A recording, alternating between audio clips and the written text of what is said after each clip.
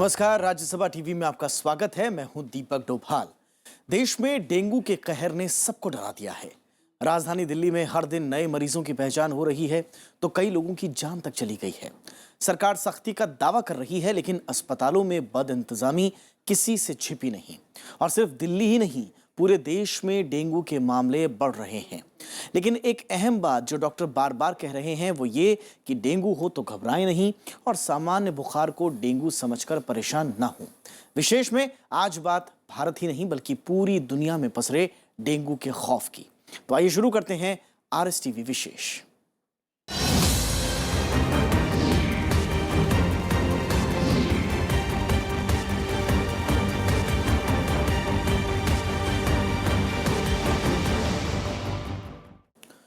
पूरी दिल्ली इस वक्त डेंगू से खौफजदा है। डॉक्टरों और सरकार के बार बार समझाने के बावजूद न लोगों में खौफ कम हो रहा है और न ही डेंगू के मामले। दिल्ली हाई कोर्ट ने डेंगू के लगातार बढ़ते मामलों पर कड़ा रुख दिखाया है। कोर्ट ने केंद्र, दिल्ली सरकार और MCD को नोटिस भेजा है। तो केंद्र और दिल्ली सरकार मिलकर डेंगू के खिलाफ कई कड़े कदम उठाने का दावा कर रही है।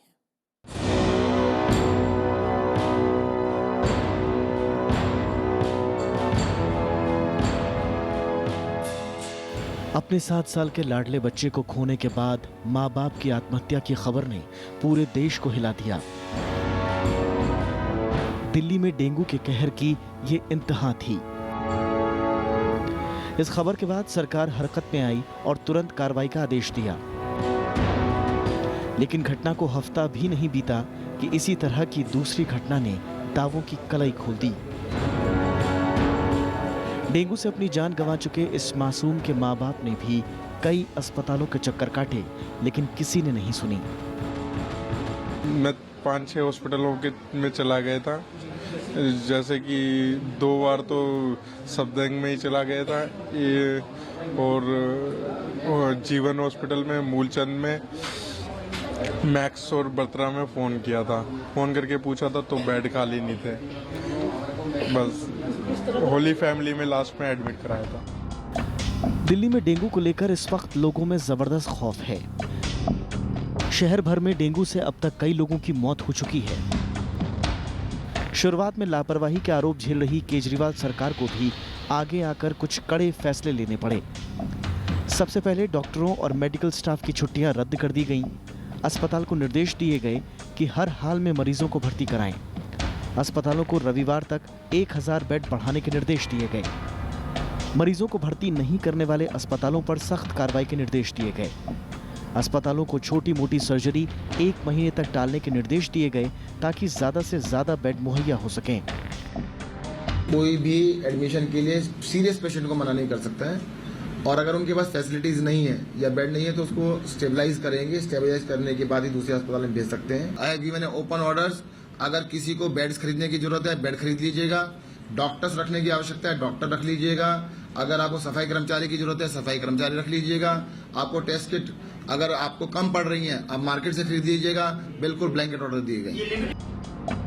निजी अस्पतालों की ओर से जांच के लिए मनमाना पैसे वसूलने की शिकायत पर सरकार ने कड़े कदम उठाए। दिल्ली में डेंगू का टेस्ट अब 600 रुपए में होगा और प्लेटलेट काउंट का टेस्ट सिर्फ 50 रुपए में। सरकारी अस्पतालों में तो ये टेस्ट फ्री होंगे। जरूरत पड़ने पर नए डॉक्टरों को भी रखा जाएगा।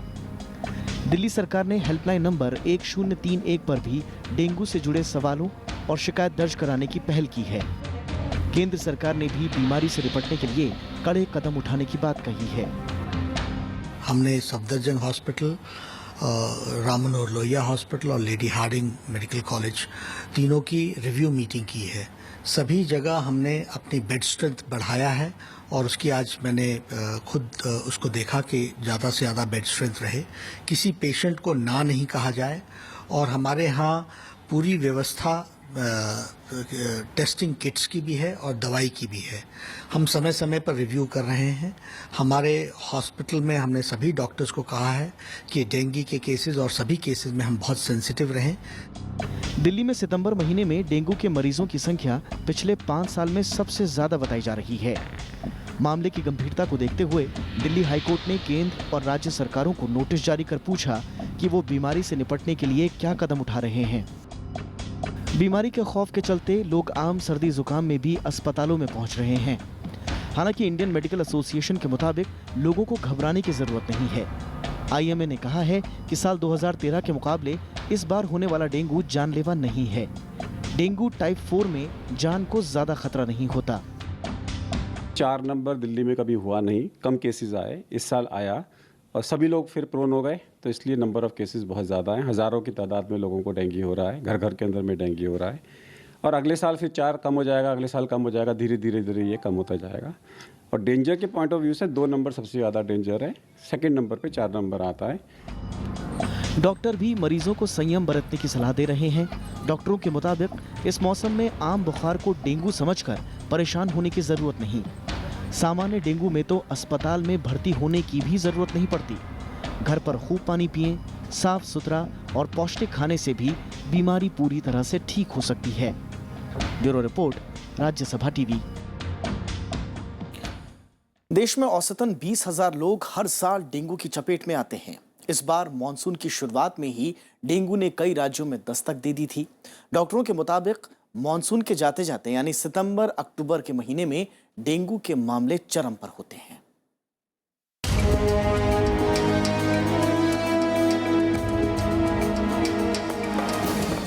डेंगू दिल्ली में ही नहीं बल्कि पूरे देश में लोगों को डरा रहा है। हर साल मरीजों की बढ़ती तादाद सरकार के लिए भी बड़ी चुनौती बनी हुई है। नेशनल वेक्टर-बोर्न कंट्रोल प्रोग्राम यानी NVBDCP ने 2 महीने पहले ही देश में डेंगू के बढ़ते खतरे को लेकर चेतावनी दे दी थी। संस्था के मुताबिक इस साल अब तक डेंगू के 17,340 से ज्यादा मरीज पॉजिटिव पाए गए हैं। इनमें से 45 लोगों की मौत हो गई है। मैं लोगों को ये कहूँगा, पैनिक मत करिए बिल्कुल भी। Dengue diagnosis does not mean that you will die. This is not going to happen to majority of the population. Most patients will recover without any consequence. NVBDCP के अगस्त तक के आंकड़ों पर गौर करें तो पता चलता है कि डेंगू दक्षिण से लेकर उत्तर और पश्चिम से लेकर पूरब तक के राज्यों में कहर बरपा रहा है। डेंगू से पीड़ित 10 बड़े राज्यों की बात करें तो इसमें सबसे ज्यादा 3,329 मरीज कर्नाटक में मिले हैं। इनमें से 4 लोगों की मौत हो चुकी है। इसके बाद केरल में 2,859 डेंगू पीड़ित हैं। यहाँ मौत का आंकड़ा सबसे ज्यादा 19 है। तमिलनाडु में 2,228 मामलों में 5 लोगों की मौत हो चुकी है, जबकि दिल्ली में 12 सितंबर तक 1,872 मामले मिले हैं, जिनमें से 14 लोगों की मौत हो चुकी है। पूर्वोत्तर राज्य अरुणाचल प्रदेश में 1,560, आंध्र प्रदेश में 1,397, गुजरात में 1,065 मामले सामने आए, जबकि महाराष्ट्र में 858 मामले सामने आए हैं और इनमें से 1 मौत की पुष्टि हो चुकी है। तेलंगाना में 651 मामलों की पुष्टि हुई है, जबकि पश्चिम बंगाल में 441 मरीज पाए गए, जिसमें 1 की मौत हो गई। हमने तो हॉस्पिटल्स जो है हमारे 2 सेंटिनल हॉस्पिटल्स हैं, उसमें पूरे अरेंजमेंट की, बेड्स की position, round the clock fever clinic, दवाइयाँ, टेस्ट की सुविधा, लाखों में टेस्ट हो रहे हैं। क्यों? पेशेंट्स का इलाज तो करना है। गरीब आदमी तो कहीं जा नहीं सकता, 1 लाख रुपए ट्रीटमेंट के लिए दे नहीं सकता। They have to come here. हमारे पास टोटल नंबर ऑफ बेड्स कम है। एक अनुमान के मुताबिक डेंगू हर साल दुनिया भर में 40 करोड़ लोगों को अपनी चपेट में लेता है। भारत समेत ज्यादातर देशों में लोग प्राइवेट क्लिनिक और अस्पतालों में इलाज के लिए जाते हैं, जहां डाटा नहीं मिल पाता। इसी वजह से डेंगू पीड़ित लोगों की सही तादाद का पता नहीं चल पाता। Bureau report, Rajya Sabha TV. Dengue शुरुआत में तो सामान्य बुखार जैसा लगता है, लेकिन अगर वक्त पर इसका इलाज नहीं हुआ तो ये जानलेवा भी हो सकता है। दुनिया के कई मुल्कों में ये बीमारी तेजी से पैर फैला रही है। डेंगू बीमारी मच्छरों के काटने से फैलती है।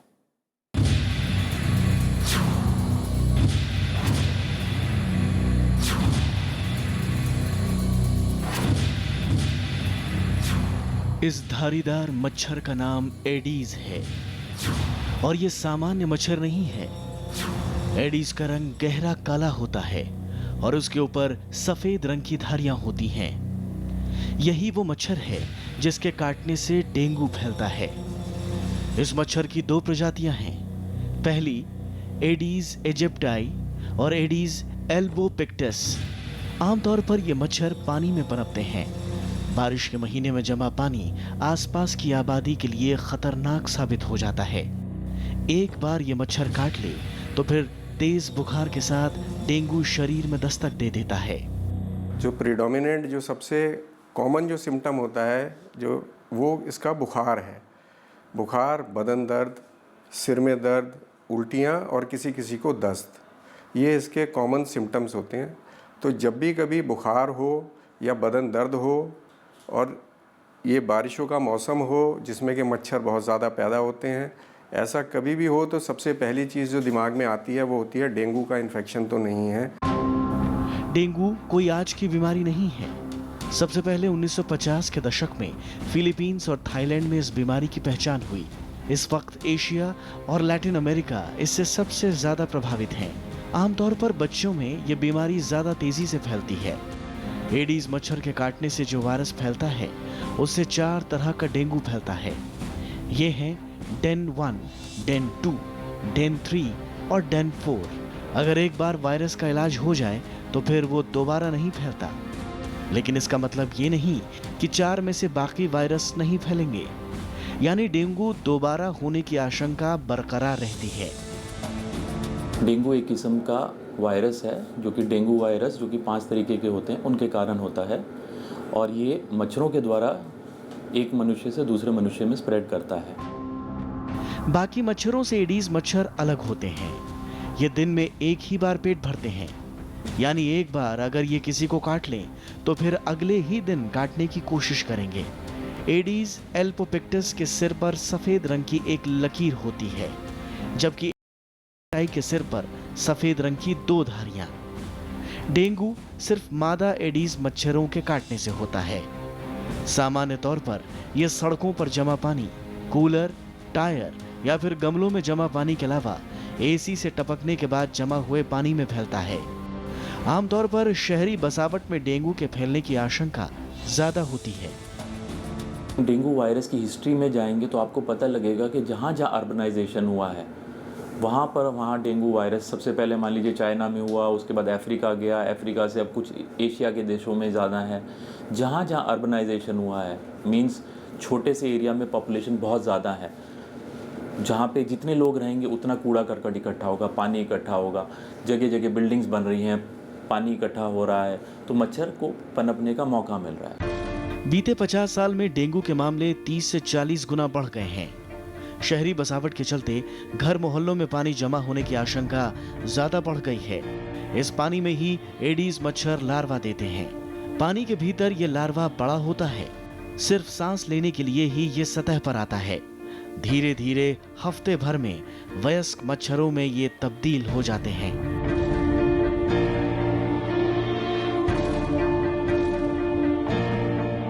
लिहाजा जमा पानी ही इन मच्छरों के लिए खाद पानी का काम करता है। विपिन चौहान के साथ दिलीप खान, राज्यसभा टीवी। और डेंगू एक खास किस्म के वायरस से होता है और इसका संक्रमण एक व्यक्ति से दूसरे व्यक्ति तक सीधे तौर पर तो नहीं फैलता, लेकिन वायरस से संक्रमित मच्छर के काटने से ये तेजी से फैलता है।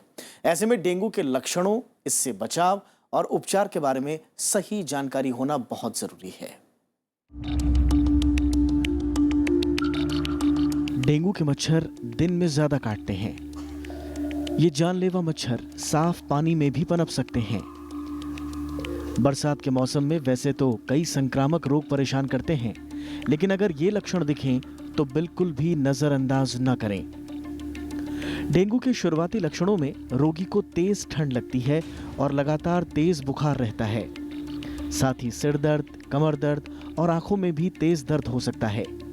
डेंगू के मरीजों को जोड़ों में दर्द, शरीर में रैशेज या खरोच जैसे निशान, गिल्टी में दर्द या सूजन, बेचैनी, उल्टियां और लो ब्लड प्रेशर जैसी समस्याएं भी हो सकती हैं। डेंगू के फीवर में जो लक्षण होते हैं वो फीवर है, सिर में दर्द है, आंखों में दर्द है, पीठ में दर्द है, वीकनेस है, जोड़ों में दर्द है, इस तरह के सिम्टम्स। प्लस अगर कोई कॉम्प्लिकेशंस होती हैं जैसे कि ब्लीडिंग हो सकती है, प्लेटलेट का कम होना है, लेथार्जी है, वॉमिटिंग्स हैं, बच्चों में हमें डायरिया भी, लूज मोशन भी मिलते हैं। इलाज में अगर ज्यादा देर हो जाए तो डेंगू हेमोरेजिक फीवर यानी DHF का भी रूप ले सकता है और ये ज्यादा खतरनाक है। डीएचएफ की आशंका 10 साल से कम उम्र के बच्चों में सबसे ज्यादा होती है। इसमें उन्हें तेज पेट दर्द, ब्लीडिंग और शॉक जैसी समस्याएं हो सकती हैं। डेंगू के मरीजों को बाद में लीवर और सीने में पानी जमा होने और ब्लड प्लेटलेट्स के लगातार कम होने की शिकायत भी होती है। बुखार के लिए पैरासीटामोल की दवाई, दस्त अगर है तो उसके लिए ओरल रिहाइड्रेशन सॉल्यूशन और खूब सारा पानी पीना। बदन दर्द है उसके लिए भी केवल पैरासीटामोल ही लेनी होती है। दर्द की बहुत सारी दवाइयाँ अपने आप जो मरीज़ घरों पर लेते हैं, जैसे कि एस्पिरिन या ब्रूफेन या इबुप्रोफेन, ये बिल्कुल नहीं लेनी चाहिए। बिना डॉक्टर की सलाह के कोई भी पेन किलर डेंगू के मरीज़ को नहीं लेना चाहिए। ये रोग मच्छर के काटने से होता है, लिहाजा मच्छर को पनपने से रोकना ही सबसे बड़ा उपाय है। अपने घर को साफ सुथरा रखें और कहीं भी पानी को जमा न होने दें, चाहे कूलर हो या गमला या फिर घर में पड़ा कोई पुराना सामान। पानी किसी भी हाल में न जमने दें। खुद को मच्छरों से काटने से बचाएं और रोग प्रतिरोधक क्षमता बढ़ाने के लिए विटामिन सी और ताज़े फल सब्जियों का प्रयोग बढ़ाएं।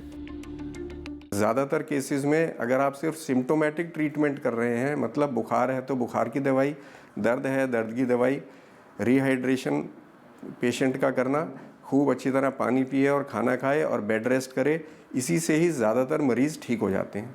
इनमें कॉम्प्लिकेशंस नहीं होते हैं। इसलिए आप कोई भी और इलाज करें या ना करें, उसकी कोई वैल्यू नहीं है और उसकी कोई ज़रूरत नहीं होती है। डेंगू के बढ़ते खतरे और लोगों में इसके खौफ के बाद योग गुरु बाबा रामदेव भी सामने आए हैं। उन्होंने इस बीमारी से लड़ने के लिए कुछ आयुर्वेदिक और आसान उपाय बताए।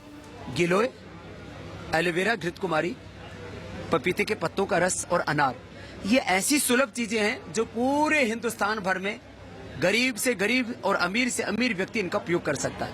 इनसे चाहे उसका एंटीजन टेस्ट हुआ या न हुआ, बुखार होते ही इसका उपचार शुरू कर सकते हैं। फिलहाल डेंगू से बचाव के लिए कोई टीका नहीं है, लिहाजा इसके बचाव के लिए हमारी सजगता और भी ज्यादा जरूरी है। हालांकि ज्यादातर डॉक्टर सामान्य सर्दी जुकाम को डेंगू समझकर धैर्य नहीं खोने की सलाह भी देते हैं। विपिन चौहान के साथ दीपक डोभाल, राज्यसभा टीवी। और कई अध्ययन ये साबित कर चुके हैं कि मच्छर जनित रोगों में डेंगू दुनिया भर में सबसे ज्यादा तेजी से फैलने वाली बीमारी है।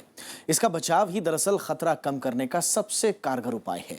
भारत में केंद्र और राज्य सरकार मिलकर इससे लड़ने के लिए कई कदम उठा रहे हैं।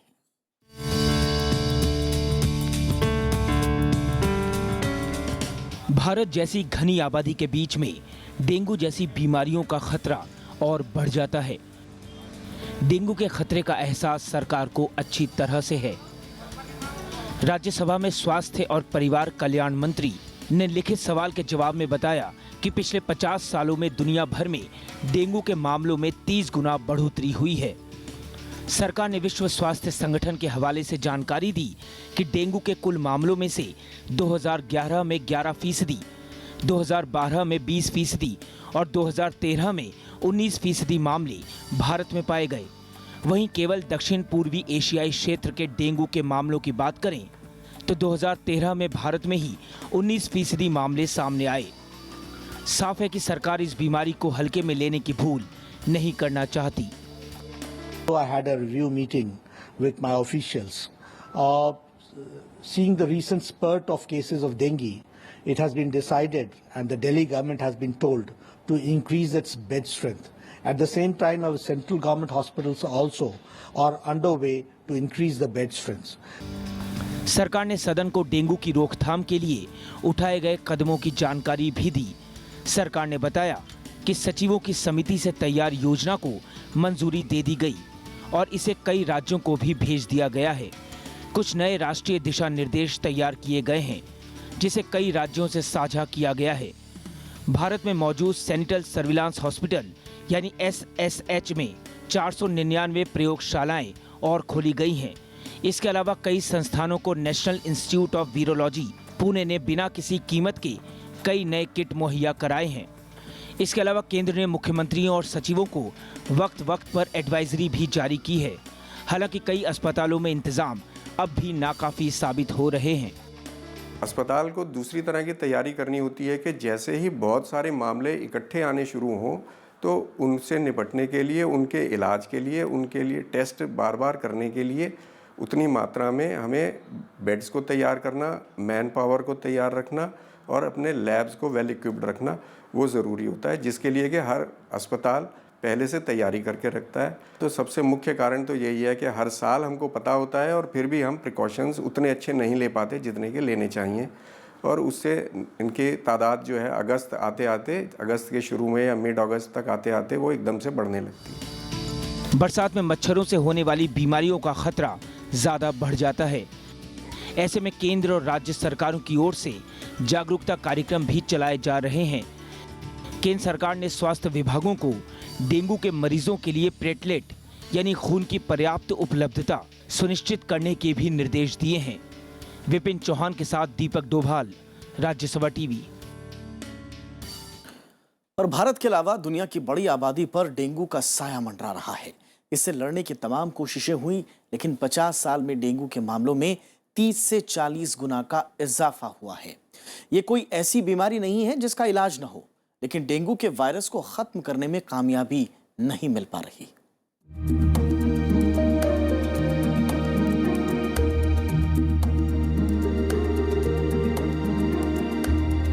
बारिश के महीने का सबको अलग अलग तरीके से इंतजार रहता है। कोई फसल के लिए इंतजार करता है तो कोई सुहाने मौसम के लिए, कोई गर्मी से निजात पाने के लिए। लेकिन यही वो महीना है जब डेंगू तेजी से फैलता है। जगह जगह जमा पानी डेंगू को फैलने का मौका देते हैं। लिहाजा दिल्ली जैसी जगहों पर सामान्य बुखार के बावजूद लोग खौफजदा हो रहे हैं। डर का आलम यह है कि बुखार होते ही लोग फटाफट अस्पतालों की ओर दौड़ रहे हैं। हालांकि इनमें ज्यादातर मामले मौसमी बुखार के होते हैं।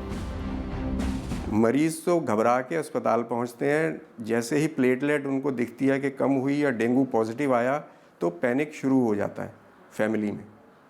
अस्पताल में जाते हैं और अस्पताल वाले अगर उनको अच्छी तरह से समझा बुझा के कि अभी आपको भर्ती की भी ज़रूरत नहीं है और आपको सिर्फ सिंपल दवाइयाँ और खूब पानी पिलाते रहना है, केवल यही करना है और बेड रेस्ट करना है, ये लिख के और समझा बुझा के घर भेज दें तो वो जनता में वो पैनिक नहीं फैलता है।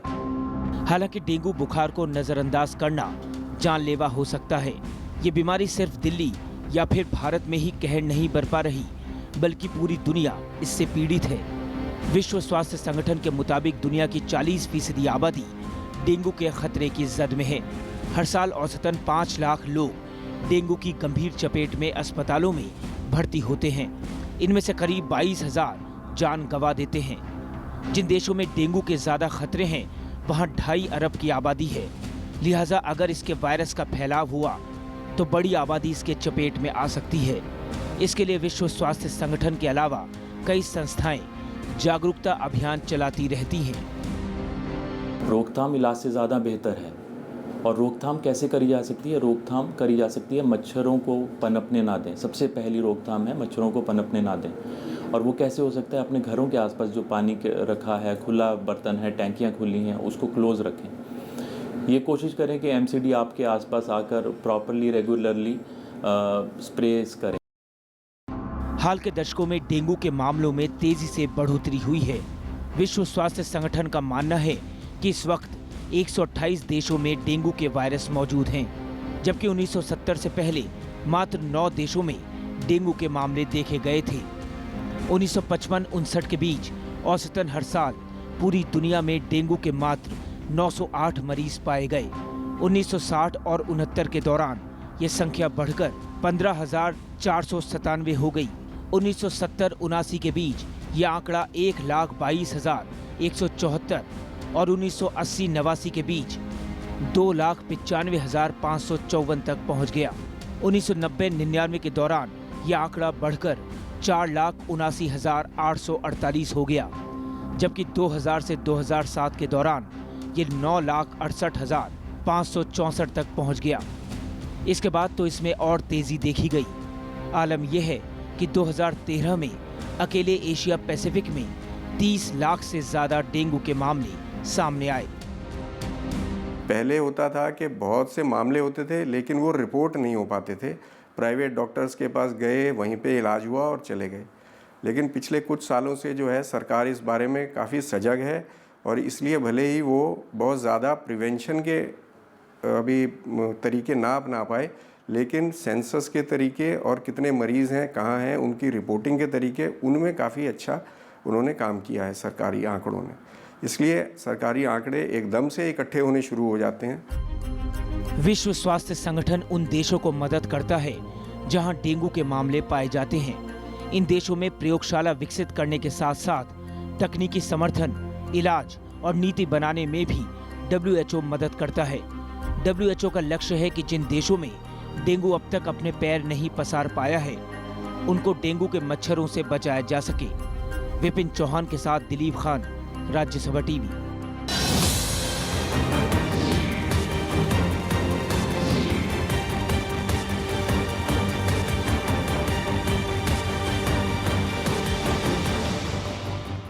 तो विशेष में आज बस इतना ही। इजाजत दीजिए, नमस्कार।